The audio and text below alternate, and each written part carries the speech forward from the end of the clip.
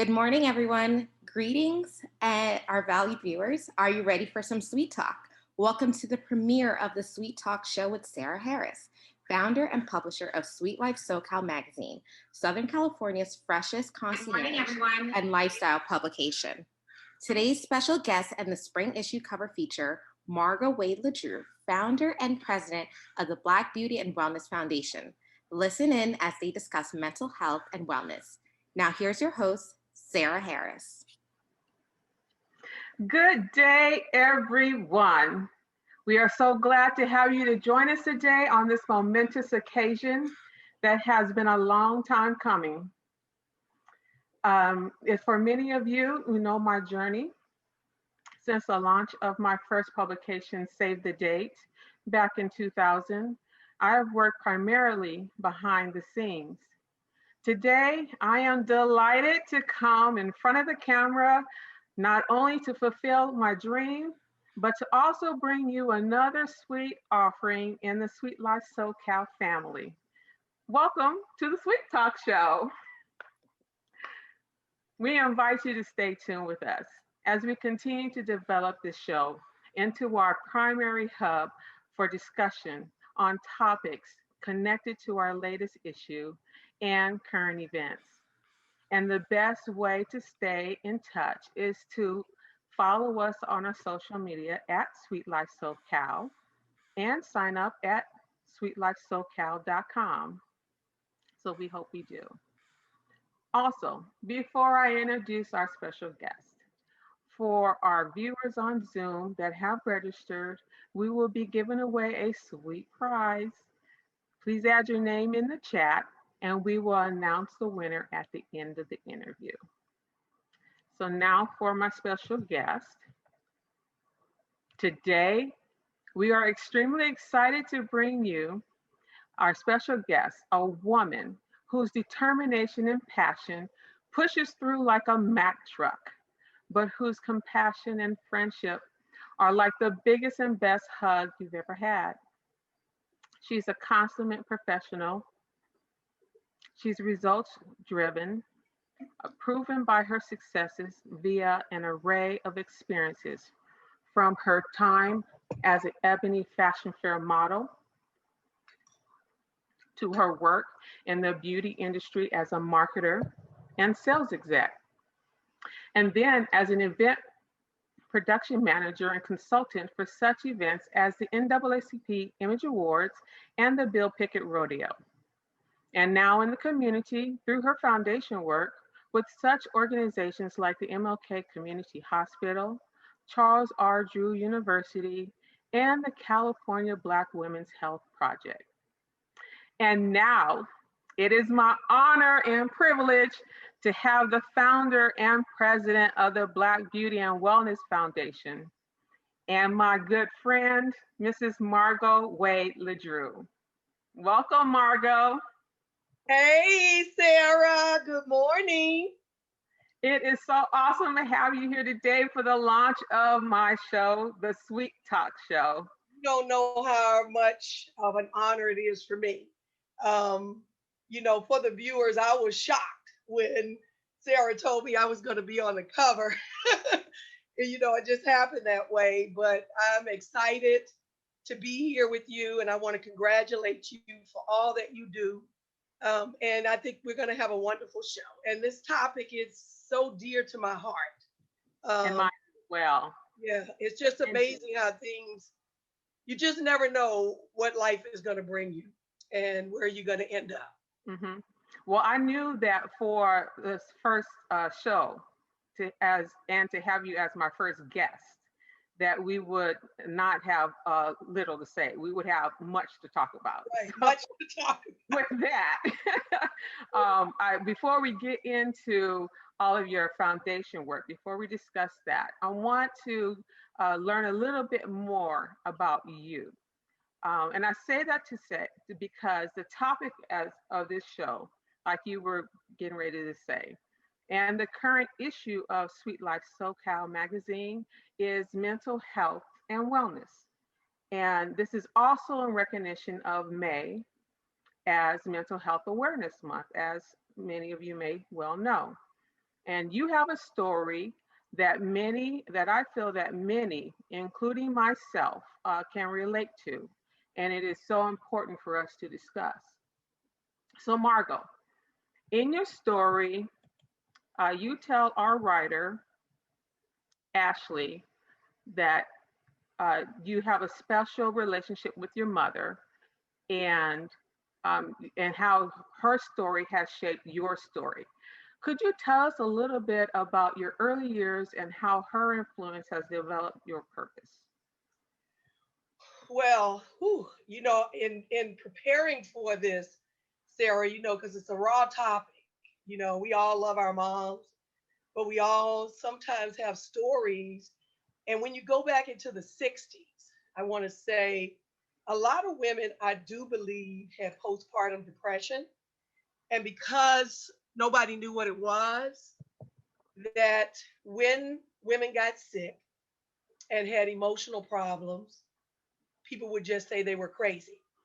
Yeah. And a lot of Black women, when they went to mental health hospitals, which were mostly public health, they did a lot of treatments on them. I mean, the experimental drugs were not good back then. And Mm-hmm. so it really caused, I believe, a lot of women, not only my mother, some really serious mental health issues. Now, I do think because of the fact that we're Black women and the age that they came from, there was a lot of things with systemic racism, slavery, and also I knew my great grandmother who was a child of a slave. And Mm. so a lot of things happened, and we don't know what happens in people's childhood or relationship or things, but things do happen. So as a young girl growing up, knowing when you're little, your mother's okay. And then all of a sudden she gets sick. And my sister and I become the women of the home at 10 and 11 years old. And so looking at our mother and having a certain relationship, and all of a sudden, then your mother her whole personality has changed. And she is now hearing voices and now starting to treat you as if you were the enemy because she's not recognizing you as her daughter or the same way anymore because of her own emotional turmoil and situation that she's going through. And Mm-hmm. so it was a very hard situation to move through and to move past. And so growing up as a teenager and when your own mother is telling you that you're never going to be shit, as let's just put it. Nobody's ever going to love you. You're never Okay. going to be anything. Mm-hmm. It's a very hurtful Words mean a emotion. lot. Words mean a lot. Yeah. Mm-hmm. And at the time, you don't realize that you're being mentally abused because the person doesn't realize it either.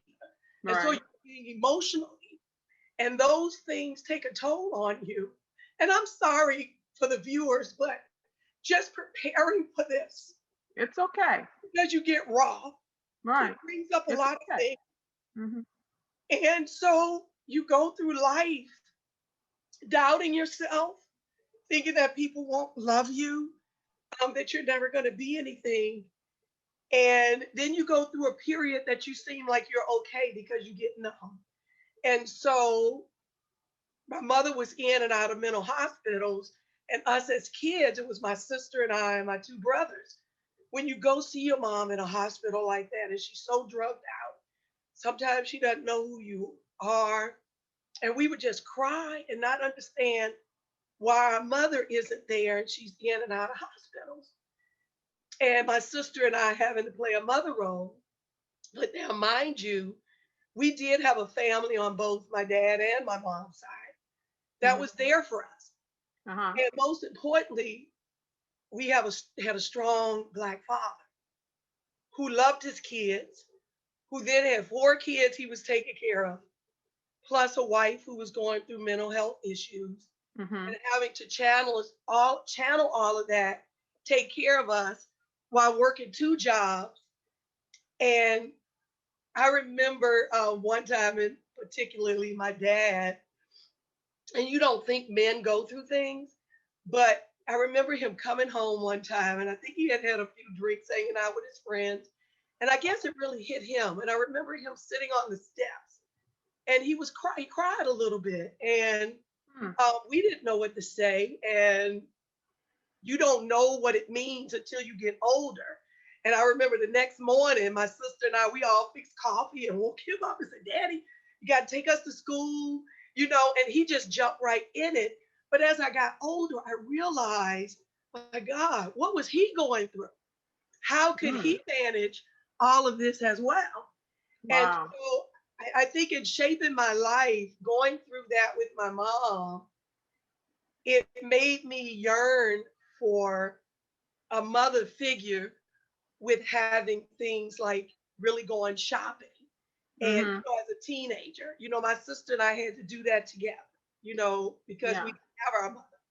Those are And great, wonderful experiences and yeah, I memories. wanted those, because I look at, my cousin that has her mother has always been there. You see other people, you and your mother relationship. We missed that. And it took a long time for me to really forgive my mother. Hmm. You understand and you Hmm. grow, but I didn't really totally forgive my mother until after I got married, because my husband really helped me to see that my mother was sick. And Okay. so I would, you know, say things or go through stuff, and he said, Margot, you have to just realize she's sick. And so it's saying one other thing to move forward. So I moved to Chicago, got a job. I thought I was okay. And then at 25 was when everything came back crashing on me. So you can Hmm. think that you forget things or Hmm. they go away, but they never do when you don't deal with it. What was the thing that really touched you the most, or influenced you the most on that? Well, I think when I was really pursuing my career in the beauty industry, but I was working at Johnson Publishing. I had gotten a promotion. The guy I was dating, we broke up. It just seemed like a lot of stuff was happening. And I remember going through a period where I cried literally, probably for a month every day. And if you and I were talking and you're my friend and you say, wow, Margot, you did good. You're doing this, you this. And I would just break down and cry and say, you're just saying that because you're my friend. It's not true. Hmm. Everything I went through, and until I was blessed to always have older friends too that were a little bit more mature than me. Okay. And I remember one friend saying, baby, you gotta get some help. This is not normal. But we were always taught that if you go see a psychiatrist, you're crazy. You know, Right. that's Yeah. the term in the The black, old saying, Black people don't go see right? psychiatrists. Right. Hmm. Oh, she crazy. Yeah. Hmm. She a little off her rocker. Right. And so I did go see somebody because I knew I couldn't. I was emotionally wrong. And so everything that my mother had ever said to me was coming back in my mind. So I was like, oh, you're not going to be anything. You can't do this. I was thinking I couldn't handle my promotion. I mean, everything. And So it was an emotional roller coaster. it seems as though her mental health challenges also became a transference onto you. So it wasn't just like, oh, helping her out and how can I make it better for her? But then now it's like, me, I've got to deal with some things too because there's an effect there. Yeah, Uh, and it does. It rubs off. And then that's why I'm saying you think things are hidden. But I right. know when I went to the psychiatrist, she helped me realize because I had become, I'm a very emotional person anyway. Most people that know me know I'm very sensitive. And I became more sensitive and I would cry easily. I didn't like for people to argue, just different things. Mhm. And I thought it was a sign of weakness when you released and show your emotion. Wow. Hmm. Yeah, and then the psychiatrist helped me realize that it's not a sign of weakness, it's really a sign of strength. And you have to hold on to that strength and know what it is and be able to release and acknowledge what's happening with you Hmm. because until you acknowledge it and understand there's a problem, you're Hmm. never going to get better. And so, and so now you're moving through adulthood, and you've become engrossed into the beauty industry. Can you tell us a little bit about that? Because it all comes together through your foundation. Right. So, when you're little, you never think about what you're going to do and what's going to come like a aha, as they say, full moment. And Okay. that's when Uh-huh. my life has now come Hmm. circle Hmm. because I always was a salesperson. From 10 years old, I was knocking on the door selling Christmas cards. They Yeah. had You're a selling machine, right, darling. selling machine, right?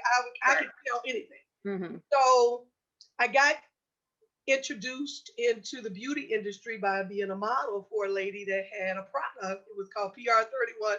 I never forget. It was the curl of the future with the look of today. We was silver, Okay. girl, everything. So I got into the beauty industry and really loved it, and it became an escape because in the beauty industry back in the 70s was like the last gold rush almost for Black people because the hair care industry was booming. We had Black distributors, representatives, and it was just, if you were in the beauty industry and worked for a major company, you were like royalty. And so I started working shows and I realized that was what I wanted to do. And so that's when I moved to Chicago. I just said I wanted to go, told my dad, and went to Chicago, and I was determined to get a job with a company. And so I landed with Johnson Publishing Company and was a part of their beauty industry Awesome. division and Supreme Beauty Products. And there I grew. I never forget. I told your writer that Mr. Johnson said, "Well, why should I hire you? Because you like a gypsy." Because that Right. sold. I worked for Stockholm's and Stringfeather. I could be a stenographer. I did a lot of stuff. Hmm. But I told him, I said, I was trying to figure out what I wanted to do. He said, "You're like a gypsy." I said, "But now I really know what I want to do. And this is industry is where I want to be. And if you hire me, you're not going to be sorry." And so he wasn't. And I grew. And he would always say every time I got a promotion, "Hey, get a little girl a chance." Because I was the youngest one. She does good. Okay. So I was like the little girl. And Hmm. I grew in the industry. I became the national sales manager for them. Went on to start my own broker business, rep lines like Dark and Lovely, Magic Shade, Johnson Hmm. Products, Smooth and Shine on the West Coast. So you And just covered it all. I didn't mention that my mom was a hairstylist. So Right. my mother's Right. IQ, yeah, my Hmm. mother's IQ was off the chart. She was Okay. so smart. And I think sometimes too, people, because she could have been a little bipolar, maybe not, I don't know, but she could make things with her hands. Hmm. She was a hairdresser. We went through the time sitting, getting the hair straightened. But then I got in the beauty industry, and then moving forward, now I'm in the process of working with stylists with mental Right. health training, Hmm. which has now come back full circle to be back really in the beauty Yeah. industry. I never really got out, and doing this work and really getting ready to do a lot of work. It's just really eye opening for Well, me. so yeah, that brings me to my next question about your community work and what inspired you to bring beauty and wellness together as part of your work in your foundation. Well, we started as a Black Beauty Shop program, Hmm. and that developed from I actually helped Dr. Relaford develop and launch his Black Barbershop program. And so I had a kinship for men because I had such a great dad. And I think a lot of times Black men, when it comes to health, they kind of get forgotten. And so he wanted to do this program, had piloted it, but really didn't know how to take it to the next level. And because of my background in the beauty industry, and we called on beauty and barbershops, it was just a match. And so I told him I would help him if we moved it forward and get a grant, that I wanted him to write me into it. And that's how it started. So we started with the barbershop program really first, working with men Went to 26 cities, screened close to 30,000 African American men, getting them help and resources for diabetes, blood pressure, prostate cancer. And then it moved on into developing, wanting to do the beauty shop program. And so Mm-hmm. we started the program in beauty shops and tested it. We've been in 5 markets, we've done a couple walks. So we've kind of piloted the program. But never in my mind did I think about putting the mental health into the program Hmm. until we did a collaboration for mindful beauty. Because Okay. again, I think a lot of stuff it could be right on the surface and you would think it would be an automatic. But Mm-hmm. because you're suppressing things, I Mm-hmm. talked about it some, but not to the extent that I do now.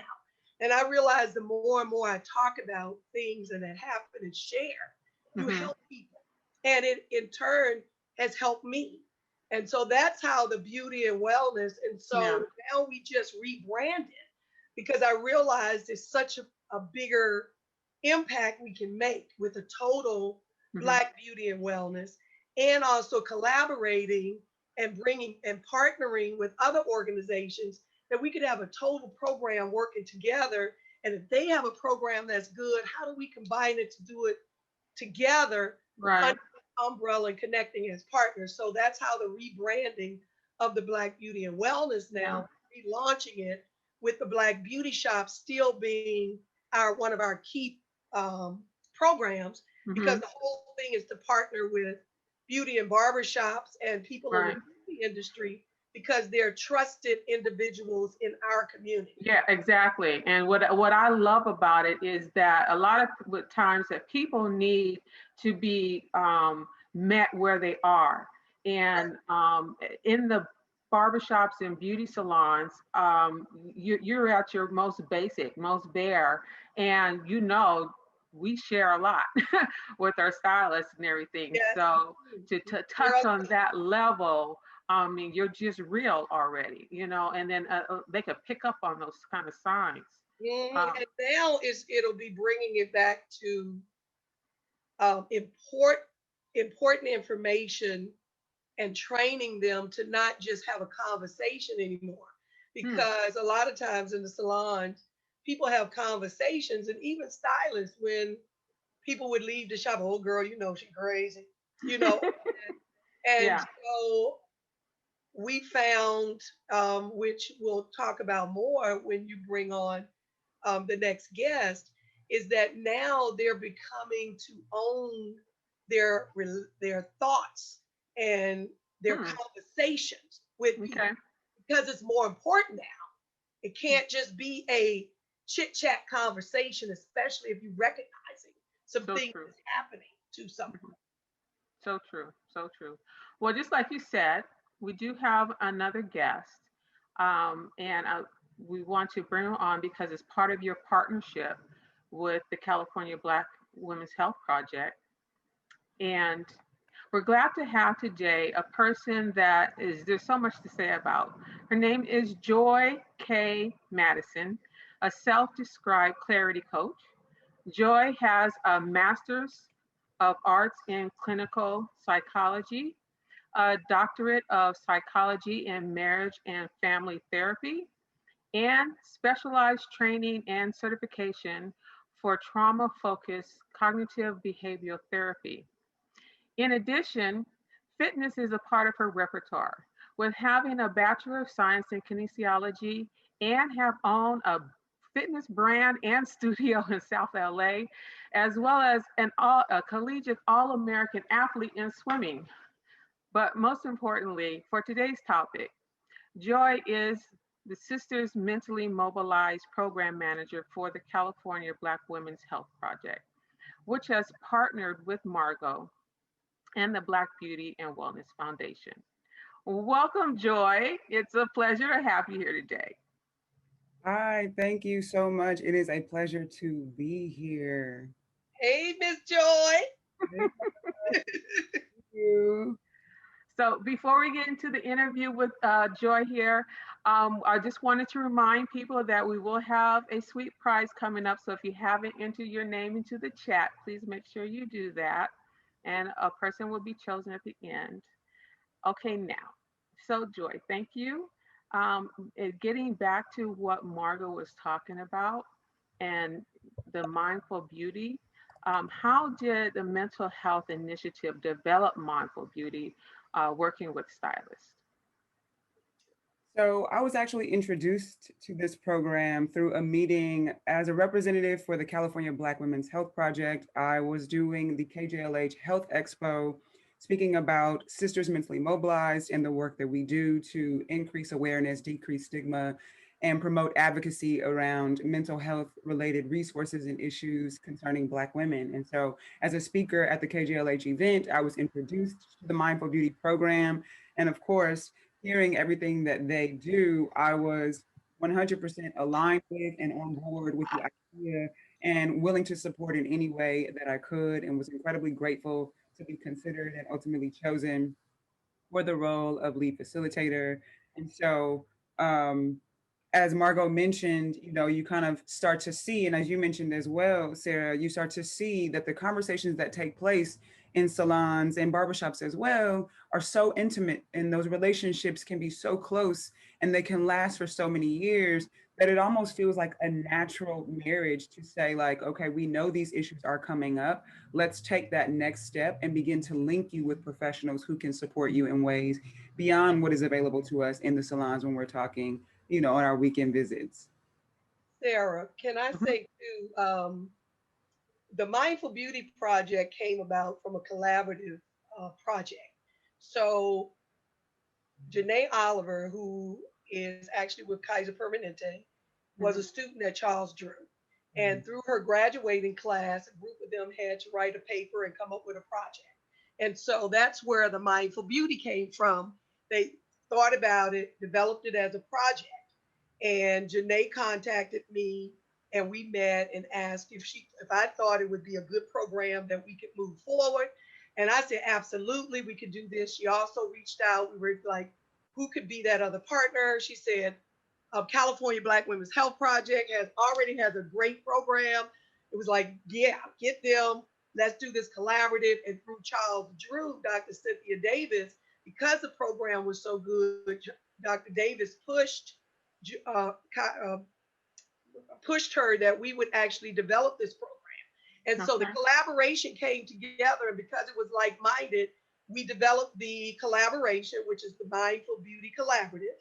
And Okay. so that's how it all started. And everybody brought their expertise to this.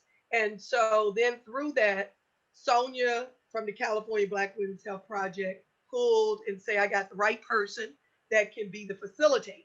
And so Mhm. that's how it developed. We put together the pilot program and we graduated 12 stylists. And now we want to expand. And so I just wanted to let everybody know that's how it started. And so we're continuing it. Janae gave it to us as her baby to take care of. And so we plan on keeping this collaborative and moving it forward so that we can have a national reach. Wonderful. Thank you. Thank you for making us aware of that. And so now to kind of like bring it like a basic level, like you're in the salon and you have the stylists that have gone through the program.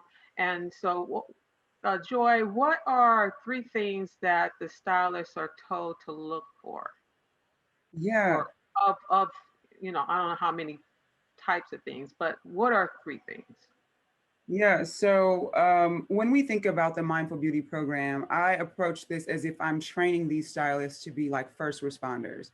Because a part of what we do with California Black Women's Health Project and why SMN was developed is because we understood there was a gap between the services that are needed and the services and resources that are available. And Okay. so we created, or this program was created as like a stand-in of that gap. And so the stylists get to be first responders. And because of the work that they do, one of the things we talk about is hair loss, right? You're going to notice, Hmm. people to notice if you're Mm-hmm. if you've been working with this person for a while is losing their hair. So we talk about that, and I equip them to understand, like, what are some questions you might be able to ask as a stylist that would give you some clue as to whether or not this hair loss is related in fact to a mental health condition, right? And Yeah. I want to be clear that we're not trying to train them to diagnose. We're not asking them to operate outside of their expertise. We are asking them to be aware, be attuned to what they're experiencing with their clients. And if you do see or notice some hair loss, maybe ask some questions to figure out, is this stress related? Could it be related to very key. really helping to understand, ruling out other medical issues, things like that. And so that's one thing. And then, of course, as again, you mentioned earlier, some of the stories that come out when we're sitting in the chair, right? My stylist for years, for generations, my daughter goes, and this is sort of the relationship that we develop. We sit, we talk, I share, what's going on in my life. And so other things that I like to talk to the stylists about is, again, to be actively listening to the stories and experiences that their clients are sharing. And if you feel like there's a persistent level of stress or overwhelm, or they're constantly talking about feeling fatigued or sad or struggling getting out of bed or motivation, just things that are associated with common mental health conditions such as anxiety or depression, if you're noticing that they're saying these things, because in the training we teach them about the signs and symptoms of these particular disorders, and you notice that your clients are talking about these things a lot, this may be an opportunity to introduce the idea of seeking professional help and treatment. So we provide them with pamphlets so they can give them to their clients and say, hey, you might want to read up and learn more about this. We also connect them with community-based resources for low or no cost treatment options. And so we are sort of, again, treating them like they are the first responders, the person who's going to collect the information that's necessary, and then do a warm handoff to a professional who can really support their clients with the resources and treatment that they may need to address whatever is going on in their lives. Okay, so Margot, what type of resources do you provide the stylists with for the customers? Well, we have a brochure because the program, the pilot was done for South LA. And so we put together a brochure that has the resources for South LA that just kind of tells what is depression. And then we also have a relationship with the UMA Clinic that we can refer women through that. And so the stylists have their actual brochures in the salons. And then they also have referral cards. And so it gives women an opportunity that they can look and see what resources are there. And also, because I had to sit through the pilot classes with Joy and had the privilege with the stylist and really understanding that how much it helped them, because they had issues too. And the fact that they listened to so many people complain and all the stuff they go through.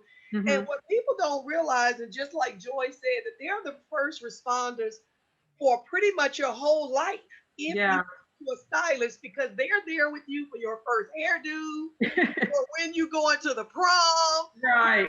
You get married, occasions, everything. When you get divorced, right. Everything. When you're going through emotional trauma, you're sitting up there crying. And because of COVID, we have to mention this.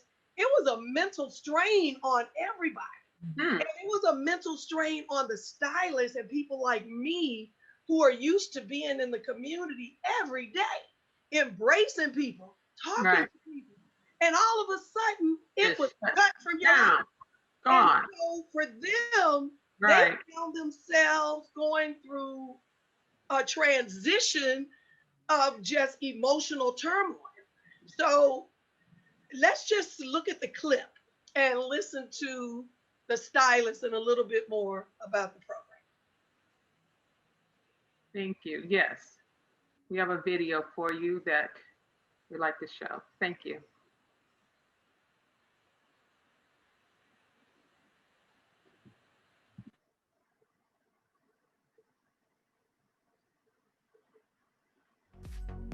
Mindful Beauty is a culturally competent mental health intervention developed by a group of African American students at Charles R. Drew University of Medicine and Science. The program is designed to train hairstylists on the signs and symptoms of depression in their clients, who identify as African American females ages 18 to 60 with self-reported mental health disorders. Depression is one of the most common mental illnesses that is long-lasting and recurrent. It has the ability to disrupt and impair an individual's ability to function and cope with daily life and can significantly impact quality of life. My name is Dana Nelson, and I have been a stylist for 41 years.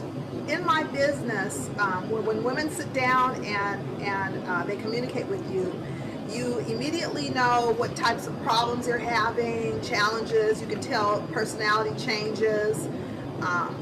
When people are depressed, or when something's going on, you can tell.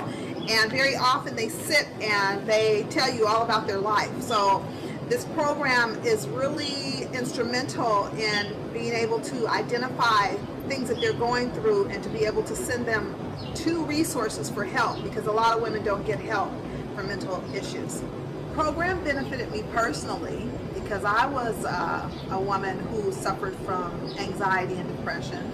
And so I was able to, it solidified what I had been going through. And it also gave me some mechanisms to help to prevent it and to identify it in other women as well. The salon is a place where you let go, because you're at your rawest stage when our makeup is gone and our hair is wet and we're sitting there with our plastic capes on, and we get to talk to one another. We get to share what we're going through, and you get to tell your story so that that person will know that they can make it. If I did it, you can do it. We can help each other.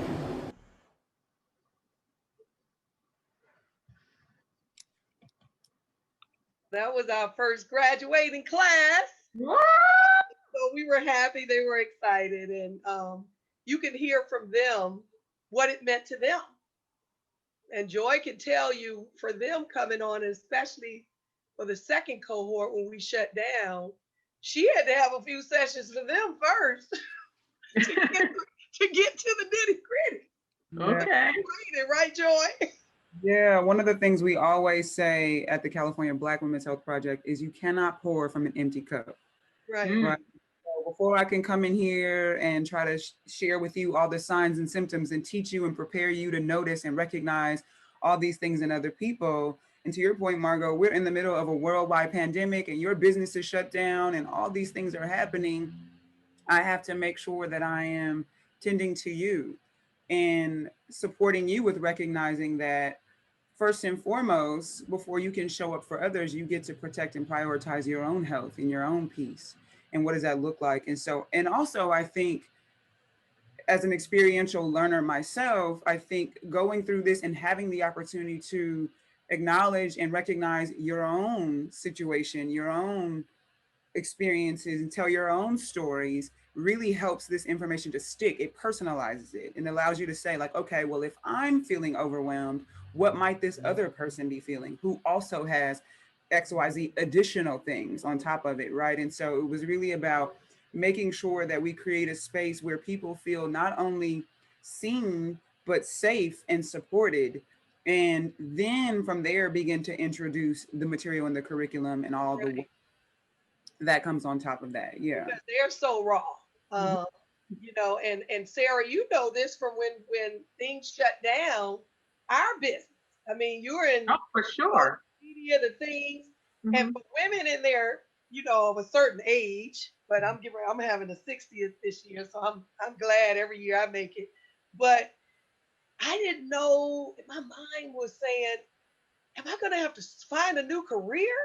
What am I gonna do at the time 58 before I turn 59 with my life? I don't want to change, and with everything that was happening, you felt like the whole world was changing.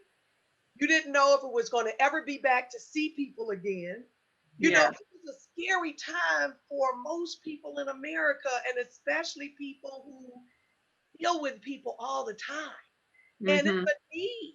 When you're with people and you're in a community setting and your whole life is embracing people and loving people and being a part of their life and doing outreach, and it's taken from you. The big difference. Yes, it's scary. It was scary. Yeah. And my husband even said, baby, we got to go for a drive or something. I think he thought I was losing again. to lose Well, it. but you never know. Also internally for different reasons of what's going on with you. When I stated that a lot of people will be able to identify with your story and knowing that different things have affected you with your mother and everything. For me, with this pandemic and being of a certain age, you know, I found myself in a place where I noticed a difference in terms of my demeanor, in terms of my attitude, in terms of what I was feeling. And I pretty much believe that I was going through a mild but a depression, a Mhm. mild one but a depression. And for me, I believe it has something to do with not only the pandemic and the changes and stuff going on, but you know, hormonal issues with menopausal state and stuff. And that's, you know, a topic for another show. But nonetheless, it still affects you mentally, you know. And so this issue was close to me because we go through these things, and a lot of times we feel like we would have never known that we would have to go through this, or that it could take us over in that way. And so it could happen to anybody. So I just say that thank you for bringing this resource and this program and the partnerships that you have pulled together um, into the community, because it's so needed. And so basically, I want to know, what do you have on the horizon? What's the future now for Black Women's Health, Black, excuse me, Black Beauty and Wellness Foundation? Well, the future is to continue to expand this program. So the goal is to, because California Black Women's Health Project has a program called Sisters Mentally Mobilized. And I have become very close to the organization, and we're working on some other stuff that we'll talk about later for men, that we're actually trying to help men with a Okay. violence So, prevention man, for you out program. there, Oh, yeah, you're that's another included. show. But we want to expand it nationally. And so we decided that we want to do stylists mentally mobilized. And that would be a national program that would be like a sister company to Sisters Mentally Mobilized. And all the training will come through our Mindful Beauty Collaborative, because Dr. Davis and Charles Drew, California Black Women's Health Project, Black Beauty and Wellness are a collaborative partnership in this. So we want to look at expanding it to a national level, and also bringing along the Sisters Mentally Mobilized, because I feel like it should be a national program. And so we have to get the conversation started across the country. As Black people, we don't talk about mental health, which a lot of it is depression and anxiety. I mean, because again, too, as Black women and brown women, we have so much on our shoulders, Hmm. from our history to racism Yeah. to being a household, the leaders of our household, mothers, wives, entrepreneurs, you know, women of color create more jobs and opportunities. So Hmm. the pressure is there. You know, I have a friend of mine who's been working with me for 30 years. And when she read the article, and then we had a conversation, and I was telling her how sometimes when we were doing like the Image Awards and different things, the pressure that I felt. Yeah. Because at certain points I was like, how did I get in this situation with all this responsibility and me? How am I going to handle this? I mean, can I really do this? And then it would be times when I would go through things, girl, and have to figure it out, because now I have all these people dependent on me Right. because we've got to do this. And that can And take a toll. yes, and I would go through a period and cry or go to the beach or what, but because again of my father, of bringing that strength. And then I want to say, my mom, we went through a lot in a younger age, but my mom was a very loving person, beautiful person. I have friends, I think that's on this call, that knew Miss Wade. They went through this with me. Hmm. But when she got sick, it was really bad. And Mm. so when you have a person that's close to you that you idolize and love, that Right. can be so cruel. And when you're younger, you don't understand it. So you have to go full circle to understand that they were really sick. That's what I'm saying. In my 30s was when I really forgave my mother and started to understand that she was truly sick. And also that I didn't have a hereditary mental health problem because I did think that at one time. Okay. And because of going through, I realized it wasn't a hereditary, it was what I went through and the experiences that were put on me as a child, the responsibility, the things that were said to me, Mm-hmm. that I owned those and it became a part of me. And through the rest of my life, I will still have to work through these because even now, with going through getting older, going through the challenges, wanting to do more, and you doubt yourself. You think that sometimes it comes and it's like, what am I doing? Who Mm-hmm. am I to think? But it's within the spirit where you dig deep. Wouldn't you say, Joy, to find that inner spirituality of what makes you a human and the things that you have and you want to share. And I just think that we need to open up more, talk more, not think that it's an issue or we're crazy. We got to get our women to stop thinking this and to know that, we all have experienced different things and it's okay. It's okay. And you can be raw and talk about it and it's okay. But I'm telling our viewers out there, the people, when you talk about it, you own it, you acknowledge it, it will make you a stronger person. Mm-hmm. Because people that hold stuff in, there's so many people that don't want people to know what's going on or think True. we're all experiencing something, and it's okay to be vulnerable. Right. And then in closing, for me, I want to say sometimes too, when you go through things because you're yearning and looking for stuff, I found myself yearning for a mother figure. And sometimes I would idolize people that I thought that I wanted to be like.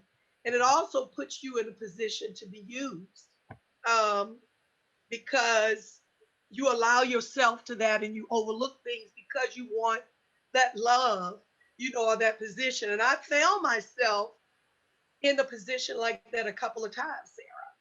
And it hurt me to my core because of people that I thought truly loved me. Yeah. But they used me.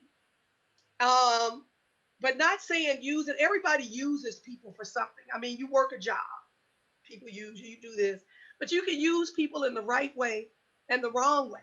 Mm-hmm. And the reason why I say for people to get help too is so that you can understand what's happening with you so that you can get a grasp on it and don't keep going through the same cycles.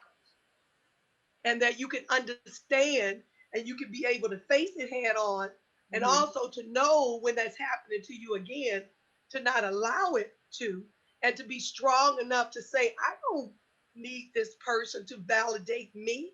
Right. I'm me. And I went through a period, and so I want everybody out there to say, if you think, because I went through a period of having to tell myself that I loved me, that I'm okay. That, and I would say in the mirror, people laugh. Hey, if I wasn't me, I want to be my friend, girlfriend, because I got it going on. I'm a good person. I love people. And my husband used to laugh, and I said, I have to, but you have to sometimes get rituals that help you come out of a shell.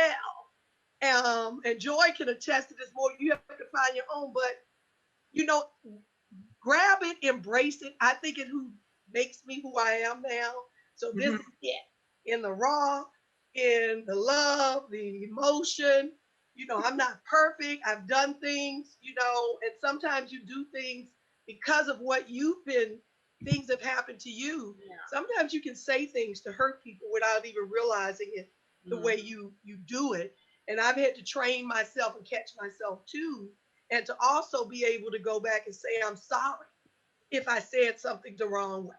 Right. Because sisterhood, like they say, the sister circle, which is a big part of the programs that the California Black women Health Mhm. Project does, and we want to bring more into the salons. That's sister circle, even the brother circle.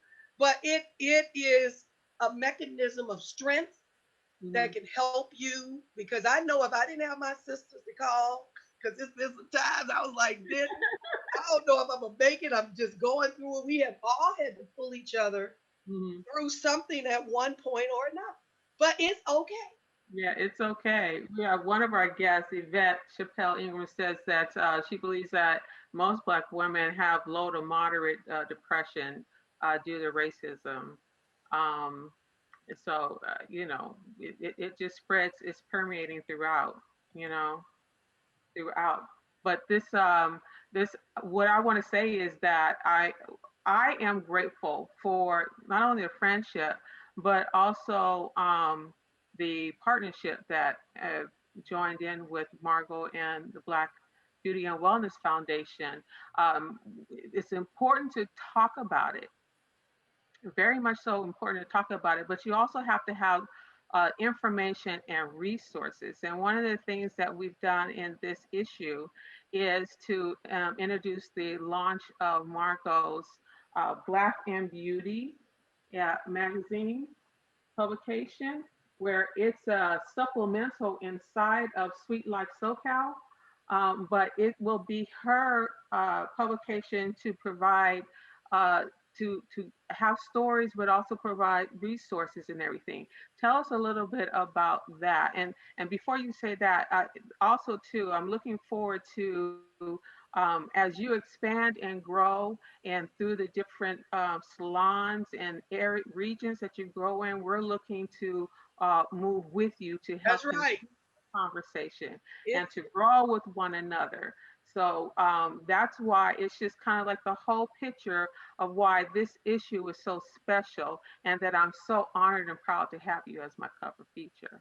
Thank you. I was honored. I was like, I've never been a cover, but it's good to be almost be 60. Her joy didn't come on to be a cover. I'm like, okay. It's kind of But like full circle, full modeling circle, that's what back I'm saying. again and modeling again Yeah, from recovery.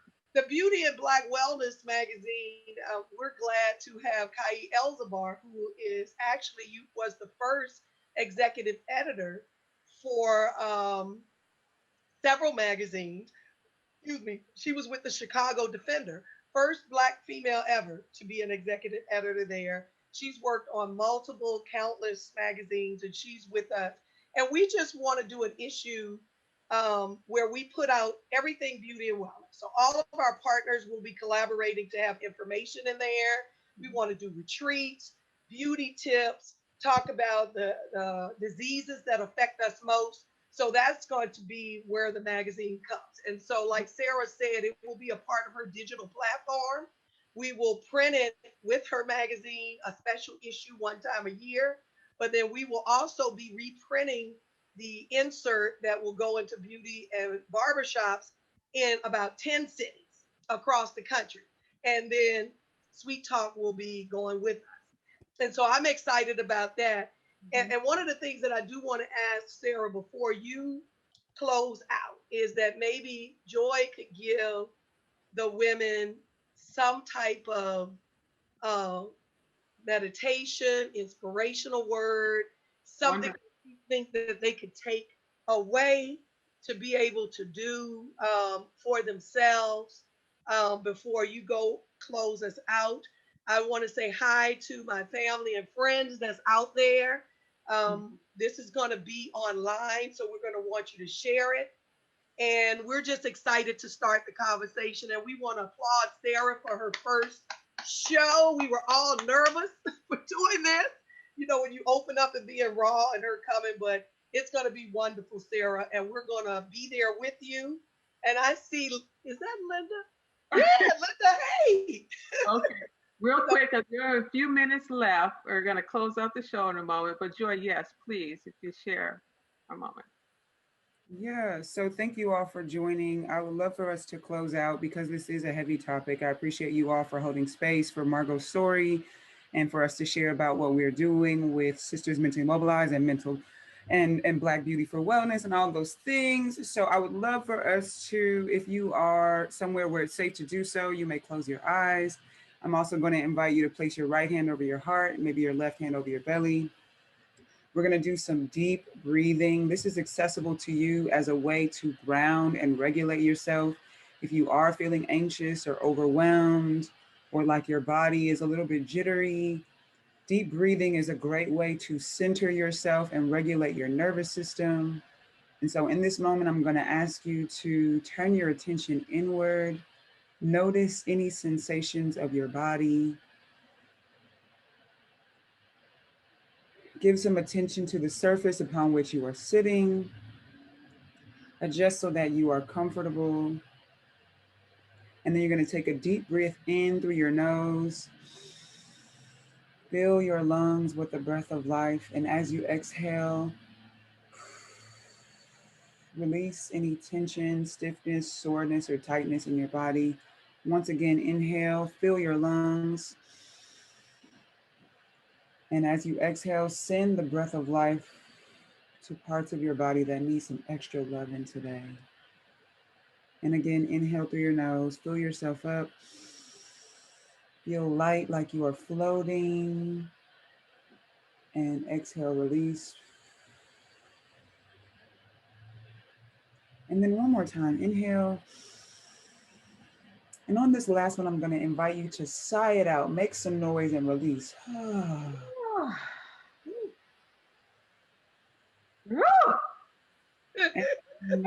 much.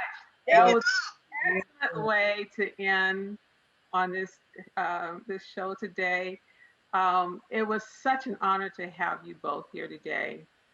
And wanted to say that first of all, I want to announce the winner of our special prize, which will be a 2-year subscription to Sweet Life SoCal magazine and a wonderful beauty bag donated by Margot and the Black Beauty and Wellness Foundation. Um, so we want you to so Monique Bacon, did I say her name? Monique Bacon is the winner. Sorry, Monique Bacon. Yay, Monique. Yeah. So congratulations to you. We will get you your prize to you soon. And so today, I just want to thank my sponsors and supporters. I want to thank, first of all, Margot and Joy for being my first guest, and also thank you to Gloria Coulange for your awesome work facilitating our streaming on Zoom and Facebook today. I want to thank our sponsors and supporters that have helped to make Sweet Life SoCal uh, continue to thrive and be able to launch the Sweet Talk show with yours truly as the host. Thank you to my wonderful sister, Wendy Gladney, Coach Wendy and President for Giving for Living, my beautiful mother, Sabra Dioswati, President of Splendid Affairs, Constance Anderson, CEO of the Center by Lindustry, Bishop Ed Smith, President of the Nehemiah Project, LA, Jacqueline Castillo, President of the Legacy Ladies, and Earl Skip Cooper of the Black Business Association. And finally, Margot, I want to thank you so much from the bottom of my heart, just as just the support and love that you have given me, and through the Black Beauty and Wellness Foundation. Your support just means so much to me. You're Thank you to my excellent editorial team led by my fabulous managing editor, Angela Jackson. And also, I give a shout out to our cover feature writer, Ashley Yancey, and cover feature photographer, Kai Bird, for doing an outstanding job on our spring issue and bringing Margot's story to life. Please continue to follow Margot and her nonprofit, the Black Beauty and Wellness Foundation, at blackbeautyandwellness.com and on social media at Black Beauty Wellness. I am ever grateful to God for the blessings of this amazing, sweet team that we have assembled and look forward to some wonderful things to come. Please follow us on all major social media platforms at Sweet Life SoCal and visit our website at sweetlifesocal.com for ongoing stories and other features that we will elaborate on soon. Last thing, for more information on how you can be a part of the Sweet Life and how to advertise for any advertising opportunities, please contact us at sweetlifesocal@gmail.com or visit the website. Once again, it's sweetlifesocal.com. Our summer issue at close is June 4th, and we will be celebrating the reopening of businesses and events, and we are planning a delightful lifestyle issue with lots of surprises. And we invite you to support Sweet Life SoCal, as we believe it will be of value to your business, event, and causes.